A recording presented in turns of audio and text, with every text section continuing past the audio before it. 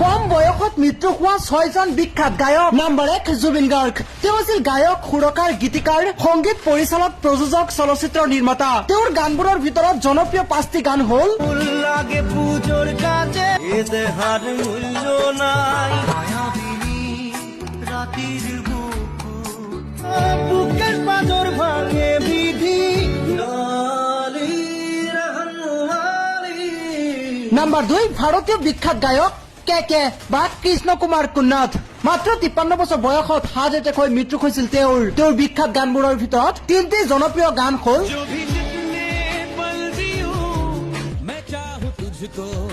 मेरी जा बेपना जो खाबो ख्यालों में सोचा। নম্বৰ 3 বলিউডৰ কিশোৰ কুমাৰ। তেওঁ আছিল এগৰাকী গায়ক, অভিনেতা, পৰিচালক। মাত্ৰ 58 বছৰ বয়সত হৈছিল মৃত্যু। তেওঁৰ গানবোৰৰ ভিতৰত জনপ্ৰিয় কেইটামান গান হ'ল मेरे महबूब कयामत हो मेरे सपनों की रानी कब आएगी तू।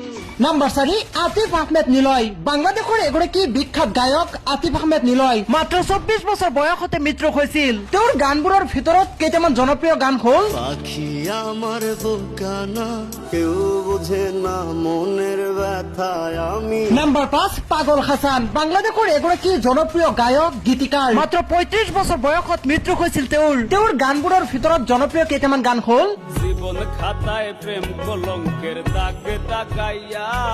নম্বৰ 6 আয়ুব বাচ্চু। বাংলাদেশৰ এগৰাকী গায়ক, গীতিকাৰ। মাত্ৰ 56 বছৰ বয়সত মৃত্যু হৈছিল তেওঁৰ গানবোৰৰ ভিতৰত জনপ্ৰিয় গান হ'ল আম্মা জান চোখেৰ মনি আম্মা জান।